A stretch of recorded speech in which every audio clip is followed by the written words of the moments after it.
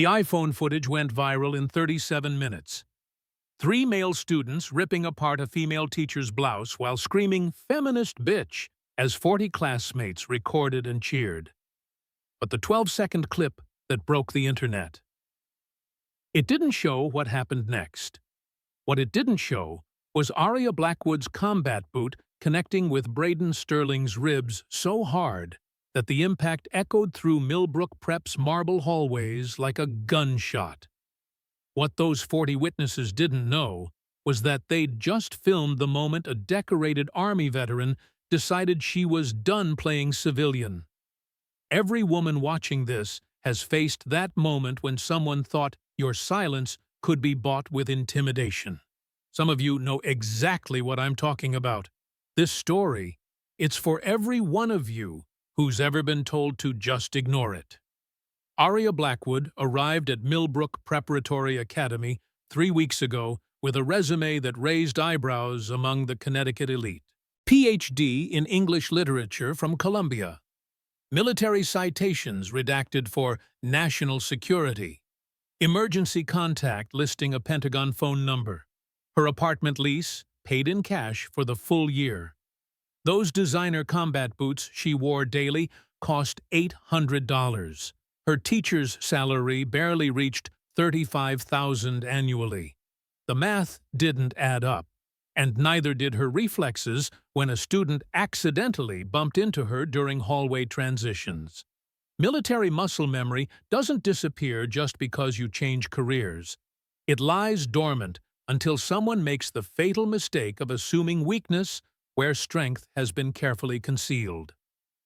Milbrook Prep sprawled across 200 acres of manicured Connecticut countryside, like a monument to generational wealth and institutional privilege.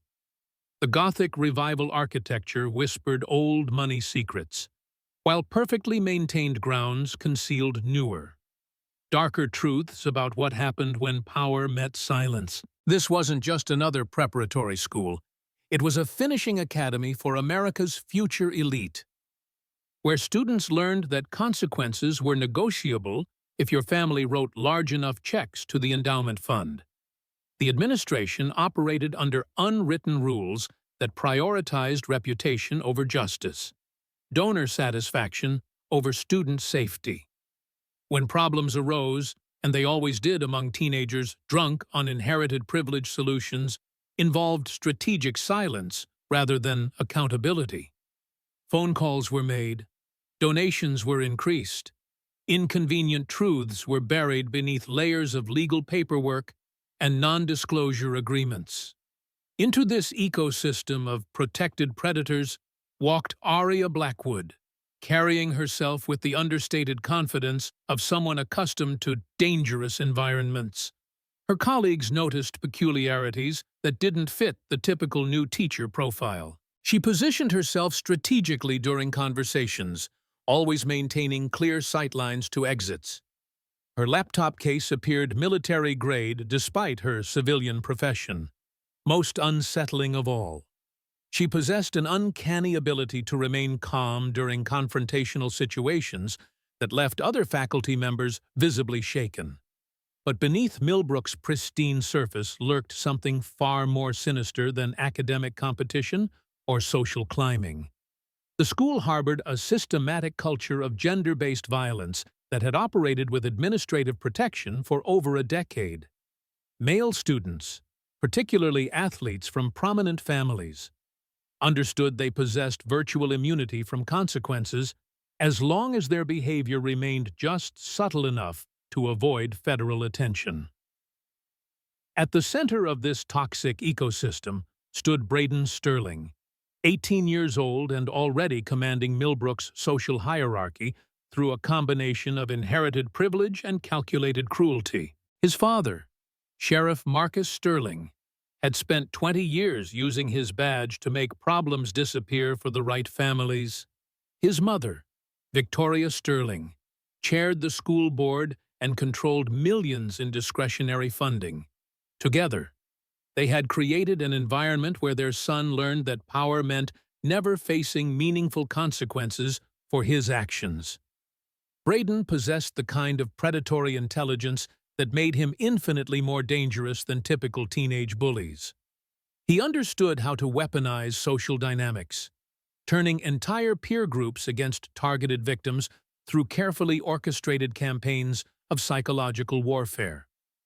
His specialty involved breaking female teachers until they resigned, a twisted game that had claimed 7 careers over 3 years. Each victory reinforced his belief that women existed solely for his entertainment and domination. His inner circle reflected careful strategic thinking rather than random friendship. Cade Thornfield brought psychological sophistication inherited from his psychiatrist mother, understanding exactly which emotional triggers would cause maximum damage to carefully selected targets. Phoenix Hartwell provided physical intimidation through his track star athleticism, while nursing deep resentment toward authority figures stemming from his father's abandonment when he was 12. Together, they formed what they proudly called the Brotherhood, 3 privileged predators who confused cruelty with masculinity and mistake institutional protection for personal invincibility. Their hunting ground was Milbrook's labyrinthine campus, where surveillance cameras had convenient blind spots and faculty supervision mysteriously diminished during crucial moments.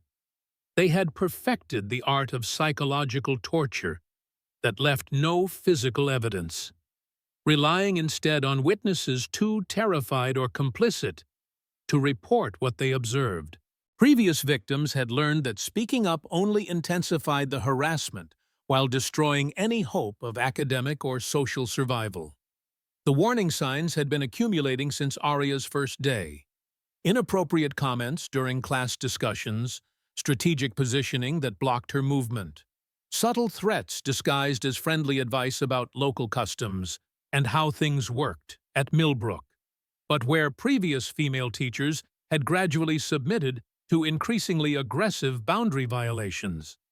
Aria responded with professional composure that seemed to intensify rather than satisfy their predatory instincts. What none of them realized was that Aria's teaching position represented sophisticated federal cover for an investigation that had been building momentum for 18 months.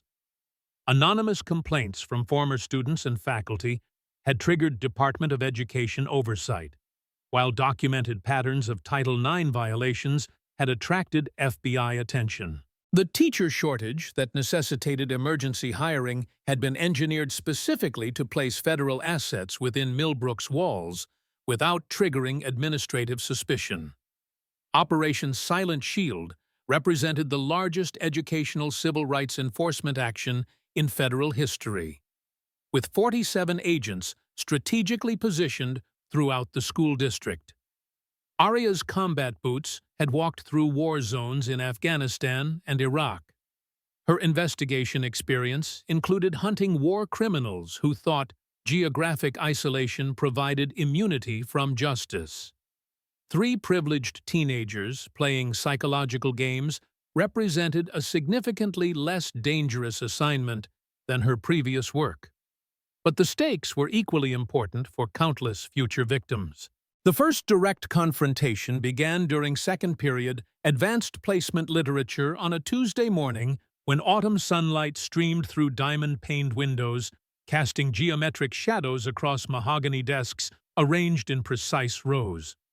Aria was explaining narrative structure in contemporary fiction when Braden raised his hand with theatrical precision designed to disrupt the lesson's momentum and assert dominance over classroom dynamics. "Miss Blackwood," he began with false innocence that barely concealed underlying menace. "Since you're new here, maybe you don't understand how things work at Milbrook. We have certain traditions about respecting established social hierarchies. You might want to adjust your expectations about student behavior accordingly." The classroom's energy shifted as 28 students recognized the opening move in what Milbrook euphemistically called teacher testing periods. These ritualized challenges served as entertainment for privileged spectators, while systematically breaking down adult authority figures who dared to maintain professional boundaries with students accustomed to special treatment. Aria's response defied every prediction based on previous encounters with female faculty. Her pen never paused in its whiteboard notation. Her posture remained professionally relaxed, while subtly shifting to positions that military training had made instinctive. When she turned to address Braden's challenge, her voice carried authority that seemed to fill the room with uncomfortable tension. "Mr. Sterling, I appreciate your concern about my adjustment to local culture. However, federal education law supersedes regional customs when it comes to appropriate classroom behavior. I'm quite familiar with both Title IX requirements and the consequences for institutions that fail to maintain compliance with federal civil rights protections." And the mention of federal law hung in the air like a challenge that none of the students understood, but all of them felt. Braden's confident smirk faltered slightly as he processed unexpected resistance from someone who was supposed to submit to his inherited authority. This wasn't how the game was played. New teachers were meant to become flustered and defensive, not respond with legal citations and professional composure. Cade picked up his quarterback's cue with practiced timing that revealed extensive coordination in their harassment campaigns. "Yeah, some of our previous teachers understood that male students need different handling, more flexible boundaries for natural behavior patterns that don't always fit rigid academic structures." Phoenix contributed his portion with nervous energy that masked calculated cruelty beneath surface anxiety. "Maybe someone should explain local customs and save everyone the confusion later. We wouldn't want any misunderstandings about how things work here." But Aria had faced down insurgents armed with rocket-propelled grenades. 3 entitled teenagers with trust funds didn't register as particularly threatening on her personal danger assessment scale. Her military training had included extensive education about psychological warfare tactics, while her federal assignment specifically involved documenting exactly these types of institutional harassment patterns. "Gentlemen," she replied with ice-cold professionalism, "your concerns about my understanding of local customs are noted and will be included in my daily documentation reports. If you have specific academic questions related to our curriculum, I'm available during posted office hours. Otherwise, please maintain appropriate professional boundaries." The phrase "documentation reports" created visible uncertainty in their previously confident facade. Most teachers threatened detention or principal referrals when challenged. Aria spoke like someone whose reporting mechanisms extended far beyond school administration into realms they couldn't imagine. The aftermath of second-period advanced placement literature should have established clear boundaries between Aria and her most challenging students. Instead, it became the opening movement of a campaign that would test every assumption about power, gender, and consequences within Milbrook's marble hallways. Braden interpreted Aria's federal law references as academic posturing, the desperate strategy of someone who couldn't command respect through traditional feminine submission to male authority. His investigation into Aria's background began immediately after class dismissed at 10:05 a.m. Using his student government access to administrative files, Braden discovered employment records containing unusual gaps and references to previous government positions requiring security clearances. Her teaching certification had been expedited through federal programs designed for military personnel transitioning to civilian careers, a detail that intrigued rather than deterred him. "She's probably some washed-up government secretary trying to play teacher," Braden explained to his crew during their lunch strategy session in the athletic wing's soundproofed conference room. "Thinks fancy words about federal law will scare high school boys who've never faced real consequences. Time to show her how things really work when you're dealing with champions." Cade nodded agreement, while reviewing social media intelligence he'd gathered about their new target through sophisticated cyberstalking techniques learned from online forums dedicated to psychological manipulation. Her digital presence is basically non-existent. No dating profiles, no party photos, no social connections we can exploit. Either she's hiding something major, or she's the most boring person alive. Phoenix contributed his analysis with political instincts, inherited from years of watching his absent father's business associates navigate power dynamics through strategic intimidation. My mom says the district hired her through some emergency placement program because they needed someone fast after Mrs. Peterson quit. She's probably desperate to keep this job, which means she won't risk making waves with students whose families control the school board. What none of them recognized was that Aria's desperate employment situation represented sophisticated federal cover for an investigation that would soon expose Title IX violations worth millions of dollars in potential lawsuit damages. Her absence from social media reflected operational security protocols. While her emergency placement had been orchestrated by federal agencies specifically to document the systematic harassment they were currently planning. The first major escalation came during Wednesday's passing period at 11:45 a.m., when hallway traffic provided maximum audience for psychological pressure campaigns. Aria was walking toward the faculty workroom carrying her distinctive military-grade laptop case when Braden positioned himself in her path with Cade and Phoenix flanking for strategic support. "Miss Blackwood," Braden called out with false friendliness that carried across the crowded hallway, ensuring maximum witness participation in his performance. "I was wondering about your personal life. Single woman, new town, probably pretty lonely. Maybe you'd be interested in some guidance about local social opportunities and how to make appropriate connections." The question contained multiple layers of inappropriate suggestion designed to create an impossible response scenario. Answering would acknowledge the personal nature of his inquiry, while refusing to answer would seem rude to observing students who didn't understand the harassment dynamics at play. Aria's response defied Braden's predictions entirely. She stopped walking, turned to face him directly, and spoke with professional authority that transformed the casual hallway encounter into something resembling a formal interrogation. "Mr. Sterling, your interest in my personal relationships constitutes inappropriate student-teacher interaction that violates district policy and potentially federal education law. If you have academic questions related to our classroom curriculum, I'm available during posted office hours. Otherwise, please maintain appropriate professional boundaries as outlined in your student handbook." Her voice carried command presence that made even hardened athletes instinctively step back.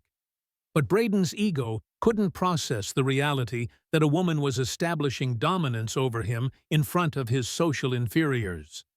His face flushed with embarrassment that quickly transformed into anger designed to reassert his challenged authority. "Just trying to be friendly to the new teacher," he said loudly enough for nearby students to hear while positioning his phone to record potential reactions. "Maybe someone should explain to you that this isn't some military base where you can order people around. This is Connecticut, where men still act like men and women know their place." The confrontation drew increasing attention from students gathering between classes, their phones discreetly positioned to capture any dramatic escalation for immediate social media distribution. Aria noted the recording devices with satisfaction rather than concern, her training having taught her that witness documentation could become powerful evidence when used strategically during federal prosecutions. "Thank you for that clarification about regional gender expectations." Aria replied with icy professionalism that somehow made her words sound like threats, despite their perfectly polite surface meaning. "I'll be sure to include your comments in my daily documentation reports to appropriate oversight authorities. The phrase oversight authorities created another moment of uncertainty in Braden's confident facade. Most teachers threatened parent conferences or administrative meetings. Arya spoke like someone whose reporting mechanisms extended into federal jurisdictions that teenage minds couldn't comprehend.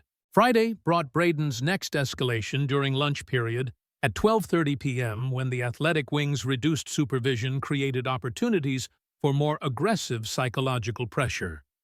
Arya had been grading papers in her classroom when Cade appeared at her door with an elaborate question about missing assignments, drawing her into the hallway where Braden and Phoenix waited with phones ready to record their most ambitious harassment campaign yet. "Miss Blackwood," Braden began with theatrical concern that barely concealed predatory anticipation. "Some of us have been talking, and we're worried about your obvious adjustment issues. You seem really tense all the time, stressed about fitting in. Maybe you need someone to help you relax and learn to enjoy traditional small-town hospitality." His tone carried sexual undertones that became increasingly explicit as he continued describing in graphic detail how experienced local men could help her understand proper feminine behavior and submission to masculine authority. Cade and Phoenix provided appreciative laughter, while their phones captured every word for later social media distribution to their extensive follower networks. Arya's response once again confounded their expectations completely. Instead of outrage or embarrassment, she listened with clinical attention that made her seem like a scientist observing interesting but predictable laboratory specimens. Her own recording devices captured everything with federal-grade clarity that would soon prove crucial in criminal prosecutions. "Gentlemen," she said when Braden finished his elaborate monologue, "sexual harassment of educational personnel constitutes federal crime under Title IX protections. Your recorded statements will be preserved as evidence and forwarded to appropriate authorities for review and potential prosecution under federal jurisdiction." The mention of federal prosecution created the first real crack in their confident performance. Though they couldn't imagine that Arya's appropriate authorities included FBI agents who specialized in educational civil rights violations and were currently reviewing their social media profiles for additional evidence of systematic harassment patterns. But beneath Braden's increasingly aggressive behavior lived profound psychological damage that explained without excusing his predatory actions. Sheriff Sterling had never told his son, "I love you," without adding, "but you're still disappointing me somehow." Every achievement Braden earned was met with criticism about how he could have performed better. Every failure was treated as personal humiliation that reflected poorly on the family reputation. The combination of impossible expectations and unlimited privilege had created a young man who confused dominance with love, control with respect. When women refused to submit to his authority, he experienced genuine panic about his fundamental worth as a person. His attacks on female teachers represented desperate attempts to prove his masculinity to a father who would never be satisfied with anything less than absolute perfection. Understanding his psychology didn't excuse his crimes, but it explained why institutional intervention had failed repeatedly. Braden wasn't just another spoiled rich kid acting out. He was a deeply damaged individual whose family had weaponized his trauma while providing him with the resources to inflict that damage on others. Monday morning brought an atmosphere of electric anticipation that crackled through Milbrook Prep's hallways like approaching lightning. Braden's weekend had been consumed with planning what he viewed as the decisive battle in his campaign to establish dominance over Arya Blackwood. His social media followers had grown increasingly demanding for escalation, while his crew's weekend parties had featured extensive discussions about putting the new teacher in her place through methods that would leave no doubt about gender hierarchies at Milbrook. The plan Braden unveiled during Monday's preschool strategy session in the athletic locker room demonstrated sophisticated understanding of psychological warfare combined with teenage ignorance of legal consequences. His target was Arya's professional composure, which had proven impervious to verbal harassment and sexual intimidation.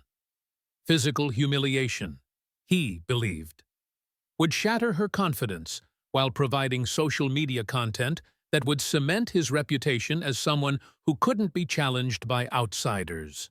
Today, we show everyone what happens when some government bureaucrat thinks she can come into our school and disrespect champions, Braden announced to his assembled crew at 7:45 a.m.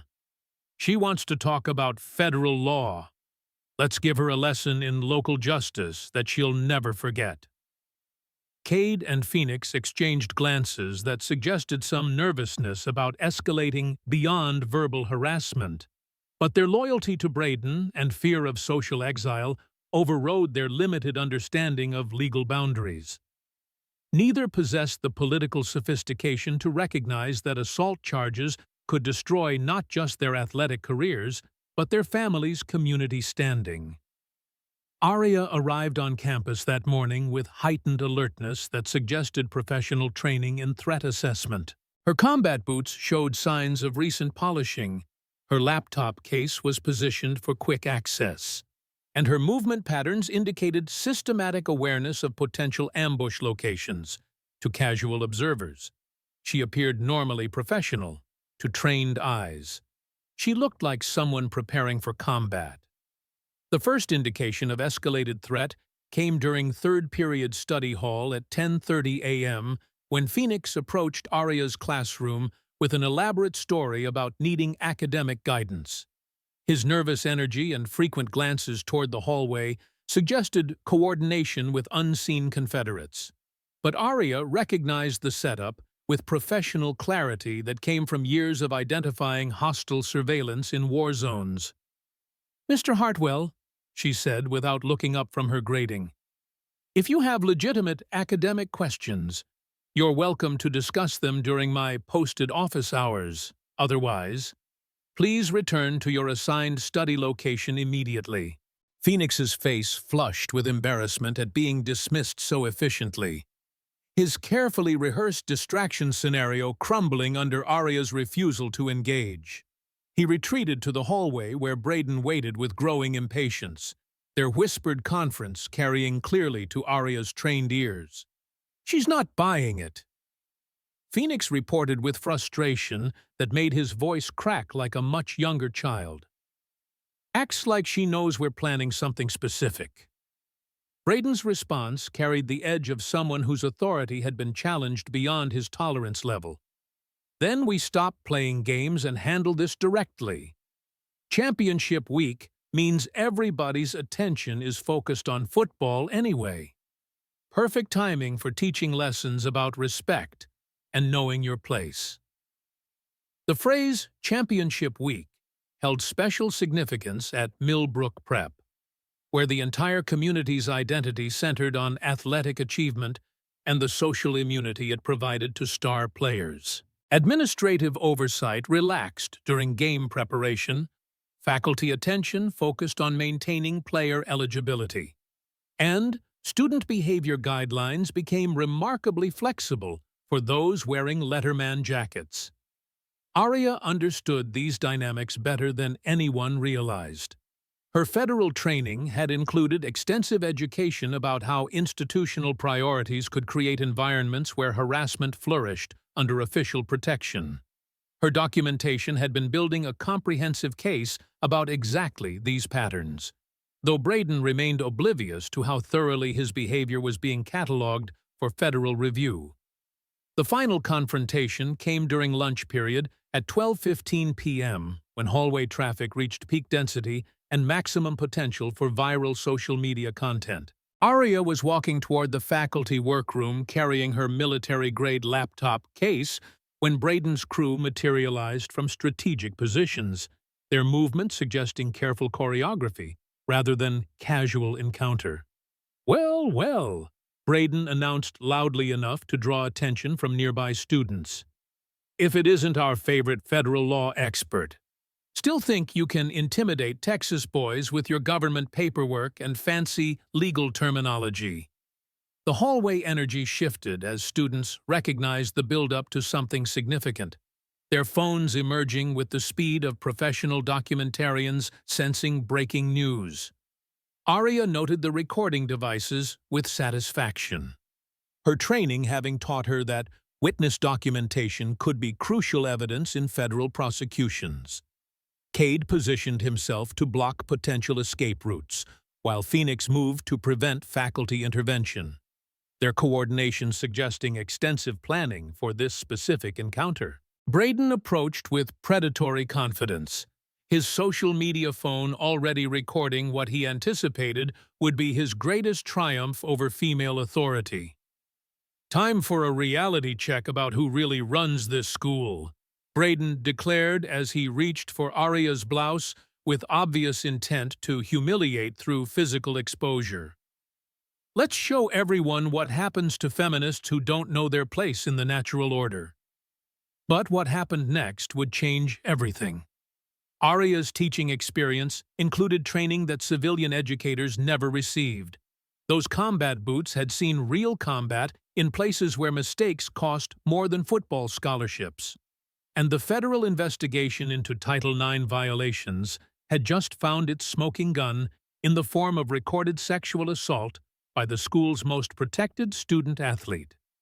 As Braden's hand made contact with her blouse and fabric began to tear, 40 phones captured what they thought was entertainment, but they were actually documenting the moment when predator became prey, when privilege met justice, and when one woman's refusal to stay silent would transform an entire institution. The sound of ripping cotton echoed through marble hallways like the opening shot of a revolution that had been 18 months in the making. Braden's hand had barely made contact with Aria's blouse when her training kicked in with lethal precision. The fabric tore as he pulled, exposing her bra to the crowded hallway, while his phone camera captured what he believed would be her ultimate humiliation. "This is what happens to feminists who don't know their place," he announced to his recording device, his voice carrying the triumph of someone who believed he had achieved total dominance.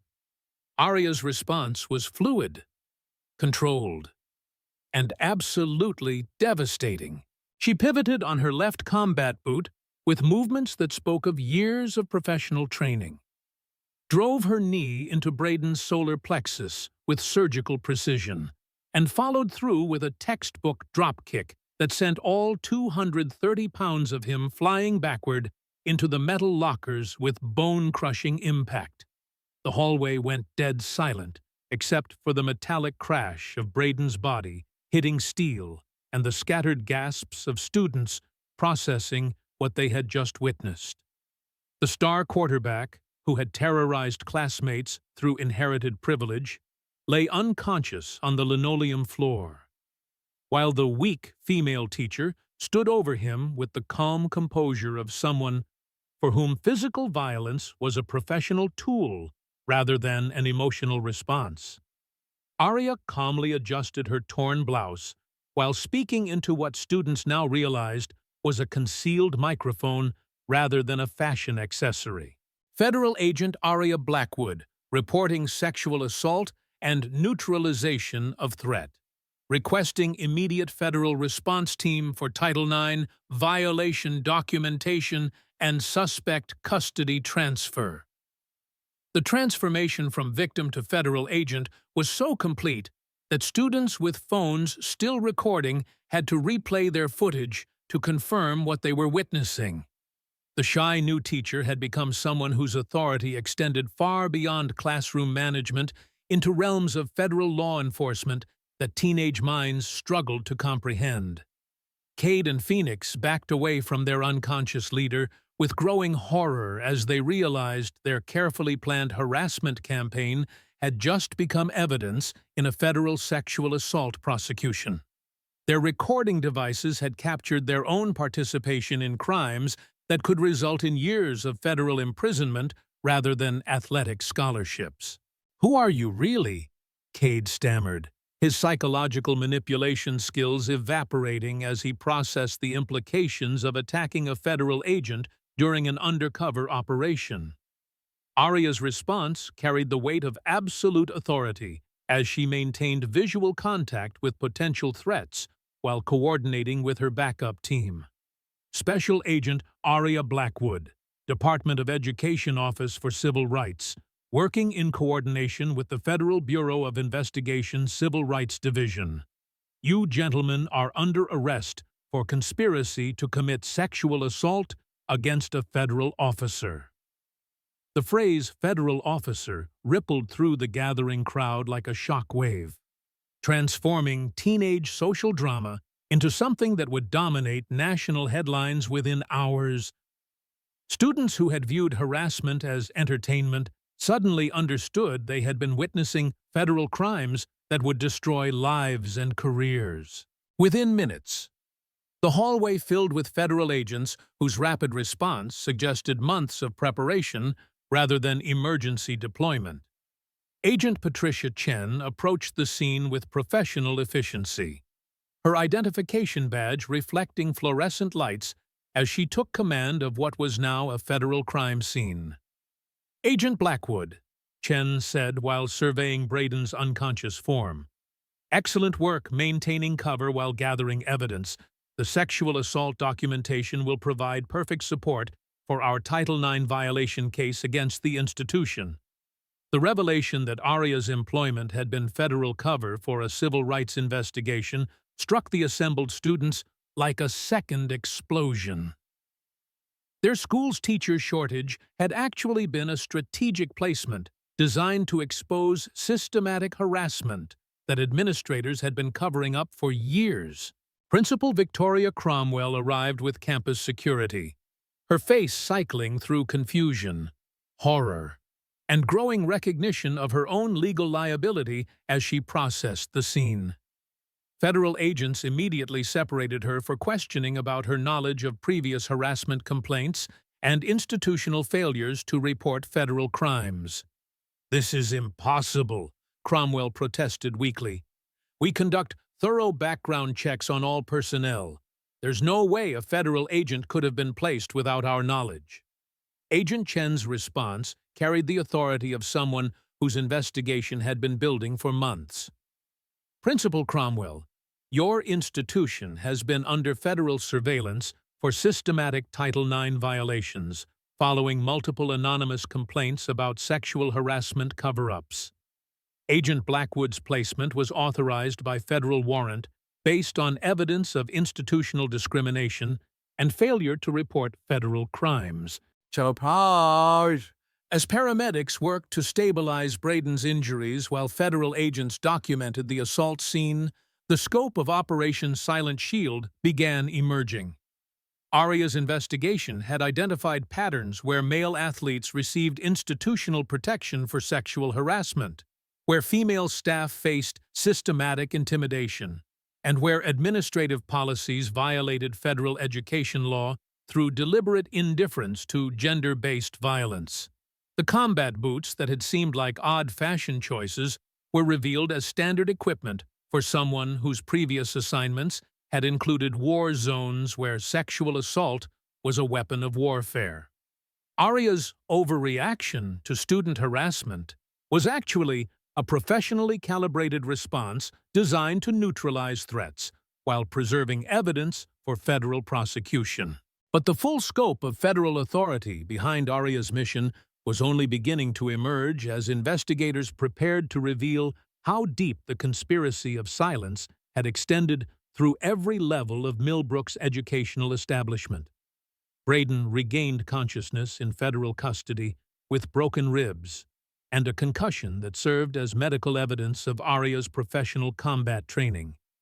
His live stream of the sexual assault had automatically uploaded to social media platforms where federal investigators immediately preserved it as prosecutorial evidence, while his followers witnessed the moment male privilege encountered federal law enforcement with decisive results. I was just playing around. Braden protested weakly to Agent Chen during his initial interrogation, his voice still strained from the impact that had left him unconscious on the hallway floor. She overreacted to normal teenage behavior. Teachers are supposed to handle student pranks without violence. Agent Chen's response carried the weight of absolute federal authority. Mr. Sterling, sexual assault of a federal officer during an authorized civil rights investigation constitutes multiple federal felonies, regardless of your age or perceived social status. Your recorded statements during the assault provide clear evidence of gender-based violence and institutional harassment that violates numerous federal statutes. The investigation's scope extended far beyond teenage harassment into networks of educational discrimination that had operated for over a decade under administrative protection. ARIA's documentation revealed patterns where athletic success provided immunity from sexual misconduct consequences, where female staff faced systematic intimidation designed to force resignations, and where Title IX compliance had been deliberately ignored to protect revenue-generating sports programs. Cade's interrogation revealed the depth of his family's vulnerability to federal investigation. His mother's psychiatric practice had provided strategic psychological evaluations that minimized assault accusations against prominent students, creating a paper trail of professional misconduct that would destroy her medical license and potentially result in criminal charges for obstruction of justice. "We never thought we were committing real crimes," Cade explained desperately to federal investigators.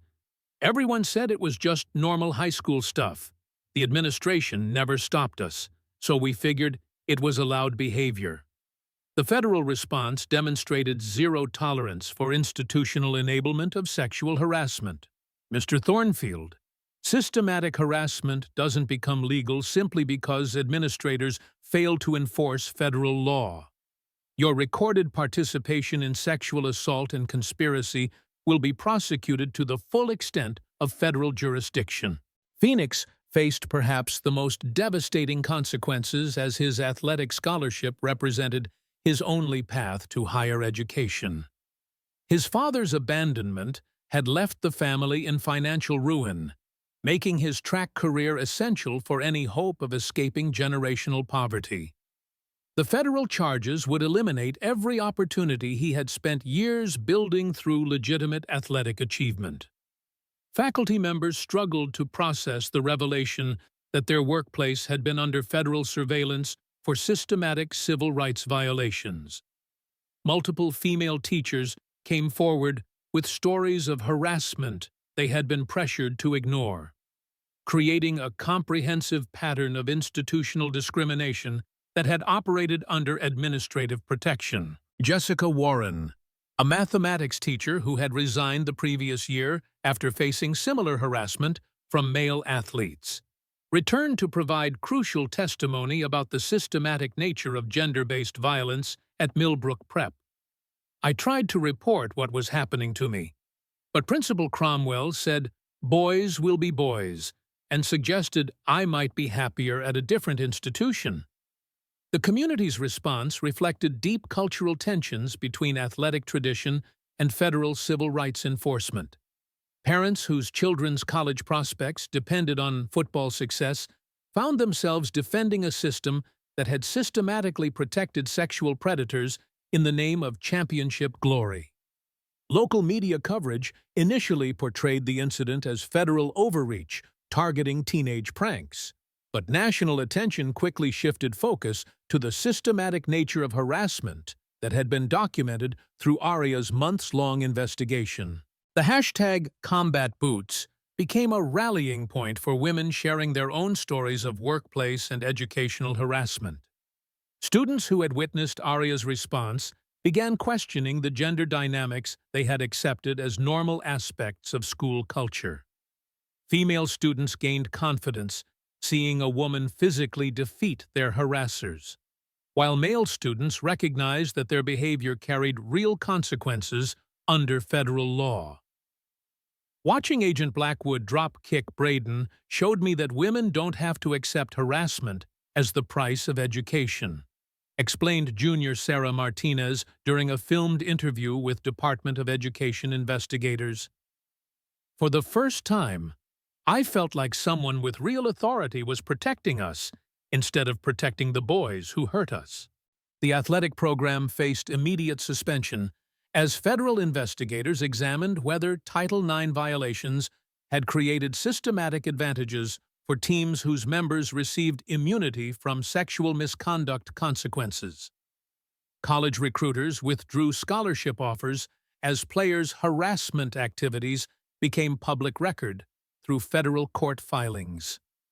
Principal Cromwell's resignation came within 48 hours as federal investigators revealed her knowledge of previous harassment complaints and her systematic failure to report incidents involving federal crimes.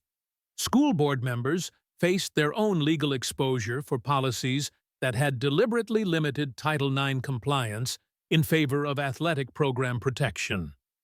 The transformation was swift and comprehensive. Within 1 week of the hallway incident, Operation Silent Shield had generated over 40 federal indictments, suspended athletic programs at 12 Connecticut preparatory schools, and triggered congressional hearings that would fundamentally reshape Title IX compliance requirements for institutions receiving federal funding. Aria's transition from undercover teacher to federal witness occurred with professional precision that revealed extensive specialized training in civil rights enforcement operations. Her background was finally disclosed during a Department of Education press conference that dominated national headlines. Former Army Criminal Investigation Division specialist in sexual assault cases, federal agent with the Civil Rights Division, expert in educational discrimination patterns affecting female students and staff nationwide. As federal agents continued processing evidence and interviewing witnesses, one thing became crystal clear: the hallway where Braden had expected to humiliate a weak female teacher had become ground zero for a revolution that would reshape how American educational institutions handled gender-based violence. The combat boots that had delivered justice with surgical precision represented far more than self-defense. They had kicked down the door to a culture of silence that had protected predators for generations. And Aria Blackwood, the woman who wore them, had just proved that sometimes the most powerful weapon against institutional corruption is someone who refuses to be silenced. But the ripple effects were only beginning to emerge as federal investigators revealed the true scope of Operation Silent Shield. What had appeared to be an isolated incident of teacher harassment was actually the culmination of an 18-month investigation that extended far beyond Milbrook's Gothic walls. 47 federal agents had been strategically positioned throughout Connecticut's elite preparatory school system, documenting a network of institutional corruption that reached into the highest levels of state education policy. The evidence vault in Hartford Federal Building now contained over 2,000 hours of recorded harassment, financial records showing millions in hush money payments, and correspondence between administrators detailing systematic strategies for silencing assault victims. Braden's attack on Aria had provided the perfect capstone to a case that would reshape federal education enforcement nationwide. Sheriff Marcus Sterling arrived at Milbrook to find his department's reputation in ruins and his own badge suspended, pending federal investigation. The same authority he had used to protect his son's crimes now became evidence against him in federal court. His 20-year career of covering up assault cases for prominent families had been meticulously documented by federal surveillance, creating a trail of corruption that would land him in federal prison alongside his son. As news vans filled Milbrook's circular driveway and reporters interviewed shocked students, one message became clear: the age of consequence-free harassment had ended with the sound of combat boots meeting privilege. The revolution that began in a marble hallway would soon transform how America's educational institutions protected their most vulnerable members from those who mistook power for permission.